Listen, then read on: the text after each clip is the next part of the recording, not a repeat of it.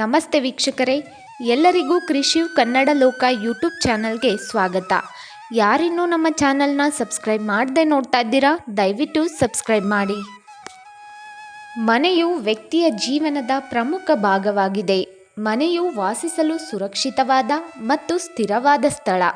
ಅದು ಕುಟುಂಬದ ಸಂಪತ್ತು ಮತ್ತು ಸಂತೋಷವನ್ನು ರಕ್ಷಿಸುತ್ತದೆ. ಸಂತೋಷದ ಜೀವನದ ಮೂಲ ಅಡಿಪಾಯವು ಒಬ್ಬರ ಮನೆಯ ಸ್ಥಿತಿ ಹಾಗೂ ಆ ಮನೆಯ ಜನರ ಮನಸ್ಥಿತಿಯನ್ನು ಅವಲಂಬಿಸಿರುತ್ತದೆ. ಮನೆಯನ್ನು ಸಂಪತ್ತು, ಸಂತೋಷ ಮತ್ತು ಸ್ಥಿರತೆಯ ಸಂಕೇತವೆಂದು ಹೇಳಬಹುದು. ಮನೆಯ ರಚನೆ, ಅದರ ಸುರಕ್ಷತಾ ಕ್ರಮಗಳು ಮತ್ತು ಕುಟುಂಬವನ್ನು ಸಂಕಷ್ಟದಿಂದ ರಕ್ಷಿಸಲು ಅನೇಕ ಸೂತ್ರಗಳಿವೆ. ಅವುಗಳನ್ನು ಅನುಸರಿಸಿದರೆ ಸುಖಕರ ಜೀವನ ನಡೆಸಬಹುದು. ಮನೆಯು ಒಂದು ಧಾರ್ಮಿಕ ಮತ್ತು ನೈತಿಕ ವಾತಾವರಣವನ್ನು ಹೊಂದಿರುವ ಸ್ಥಳವು ಹಾಗೂ ಸಮಾಜದ ಆಧಾರ ಸ್ತಂಭವಾಗಿದ್ದು, ಅದು ಸಮೃದ್ಧಿ ಮತ್ತು ಸಂತೋಷದ ಕಡೆಗೆ ನಮ್ಮನ್ನು ಕರೆದುಕೊಂಡು ಹೋಗುತ್ತದೆ. ಈ ಕೆಳಗಿನ ಕಾರಣಗಳು ಮನೆಯಲ್ಲಿ ಬಡತನವನ್ನು ಹೆಚ್ಚಿಸುತ್ತವೆ. 1. ಮನಸ್ತಾಪಕ್ಕೆ ಒಳಗಾದ ಮನೆ. ಕುಟುಂಬದ ಸದಸ್ಯರ ನಡುವೆ ಜಗಳಗಳು, ಭಿನ್ನಾಭಿಪ್ರಾಯಗಳು ಇರುವ ಮನೆಗಳಲ್ಲಿ ಲಕ್ಷ್ಮೀದೇವಿಯು ನೆಲೆಸುವುದಿಲ್ಲ. ಜಗಳ ಮತ್ತು ಮನಸ್ತಾಪದಂತಹ ಅಸಂಗತ ವಾತಾವರಣವನ್ನು ಹೊಂದಿರುವ ಮನೆಗಳಲ್ಲಿ ನಕಾರಾತ್ಮಕತೆಯು ಹೆಚ್ಚಾಗಿರುತ್ತದೆ ಹಾಗೂ ಇಂತಹ ಸನ್ನಿವೇಶವು ಮನೆಗಳಲ್ಲಿ ಸಂಪತ್ತಿನ ನಾಶವಾಗುವಂತೆ ಮಾಡುತ್ತದೆ. 2. ಅಜ್ಞಾನಿಗಳು ಮತ್ತು ಮುಂಗೋಪಿ ಜನರನ್ನು ಹೊಂದಿರುವ ಮನೆ. ಅಜ್ಞಾನಿಗಳನ್ನು ಮತ್ತು ಮುಂಗೋಪಿ ಜನರನ್ನು ಎಲ್ಲಿ ಗೌರವಿಸಲ್ಪಡುತ್ತಾರೋ ಮತ್ತು ಜ್ಞಾನಿಗಳಿಗಿಂತ ಹೆಚ್ಚಿನ ಪ್ರಾಮುಖ್ಯತೆಯನ್ನು ಅಜ್ಞಾನಿಗಳು ಹೊಂದಿರುತ್ತಾರೋ ಅಲ್ಲಿ ಸಂಪತ್ತು ಉಳಿಯುವುದಿಲ್ಲ. ಅಜ್ಞಾನಿಗಳು ಮತ್ತು ಮುಂಗೋಪಿ ಜನರು ತಪ್ಪು ನಿರ್ಧಾರಗಳನ್ನು ತೆಗೆದುಕೊಳ್ಳುತ್ತಾರೆ ಮತ್ತು ತಪ್ಪು ಚಟುವಟಿಕೆಗಳಲ್ಲಿ ಹಣವನ್ನು ವ್ಯರ್ಥ ಮಾಡುತ್ತಾರೆ. ಹಾಗಾಗಿ ಅಜ್ಞಾನಿಗಳಿರುವ ಮನೆಗಳಲ್ಲಿ ನೀವು ವಾಸವಾಗದೇ ಇರುವುದೇ ಉತ್ತಮ. 3. ಸೋಮಾರಿಗಳನ್ನು ಹೊಂದಿರುವ ಮನೆ.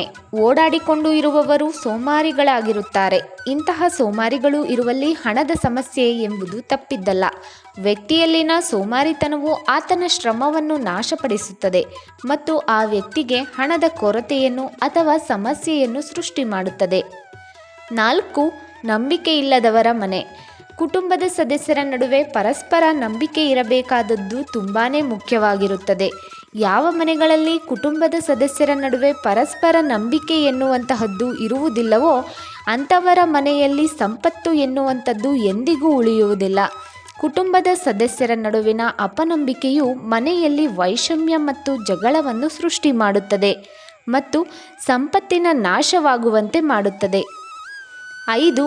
ಕೊಳಕು ತುಂಬಿರುವ ಮನೆ.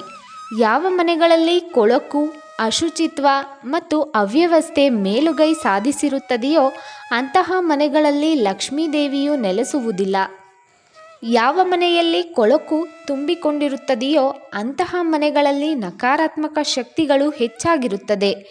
ಇದು ನಕಾರಾತ್ಮಕತೆಯನ್ನು ತನ್ನತ್ತ ಬಹುಬೇಗನೆ ಆಕರ್ಷಿಸುತ್ತದೆ ಹಾಗೂ ಮನೆಯಲ್ಲಿನ ಸಮೃದ್ಧಿಯನ್ನು ನಾಶಪಡಿಸುತ್ತದೆ. ಇವುಗಳಲ್ಲದೆ ಇನ್ನೂ ಕೆಲವು ಕಾರಣಗಳಿವೆ. ಇವುಗಳು ಕೂಡ ನಿಮ್ಮನ್ನು ಬಡವರನ್ನಾಗಿಸುತ್ತೆ.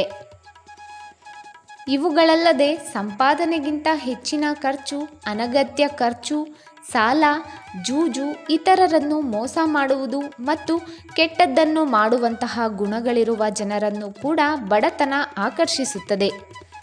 ಶ್ರೀಮಂತರಾಗಲು ಕಷ್ಟಪಟ್ಟು ಕೆಲಸ ಮಾಡುವುದು ಮಾತ್ರವಲ್ಲ, ಬುದ್ಧಿವಂತ ಮತ್ತು ಸರಿಯಾದ ನಿರ್ಧಾರಗಳನ್ನು ತೆಗೆದುಕೊಳ್ಳುವುದು ಅವಶ್ಯಕ. ವೀಕ್ಷಕರೇ, ಈ ಮಾಹಿತಿ ನಿಮಗೆ ಇಷ್ಟವಾದಲ್ಲಿ ದಯವಿಟ್ಟು ವಿಡಿಯೋವನ್ನು ಲೈಕ್ ಮಾಡಿ, ಚಾನಲನ್ನು ಸಬ್ಸ್ಕ್ರೈಬ್ ಮಾಡಿ. ಮತ್ತಷ್ಟು ಒಳ್ಳೆಯ ಮಾಹಿತಿಗಾಗಿ ನಮ್ಮ ಚಾನಲನ್ನು ಸಪೋರ್ಟ್ ಮಾಡಿ. ಕೇಳಿದ್ದಕ್ಕಾಗಿ ಧನ್ಯವಾದಗಳು.